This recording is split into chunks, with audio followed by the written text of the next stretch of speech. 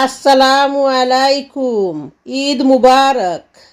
ঈদের সকালে প্রবাসীদের হয়তো তেমন ভালো লাগে না, কারণ মায়ের হাতের সেমাইটাও তো তাদের কপালে জুটে না। সন্তানের কথা ভেবে সেদিন মায়ের বুকটা ফাটে।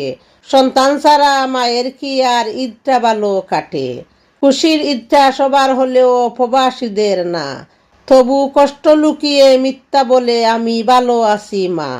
থাকতে কেউ মূল্য বুঝে না, হারিয়ে গেলে খুঁজে। অনেক সময় ঘরের মানুষটাও দুঃখ নাহি বুঝে। বেঁচে থাকতে বিরক্তিকর, মরে গেলে অনেক দামি। স্বার্থের ক্ষেত্রে দুনিয়ার বিচারে তুমি আসামি। যারা বন্ধু সেজে স্বার্থ বেশে অযোগ্য করলে ঘোষণা।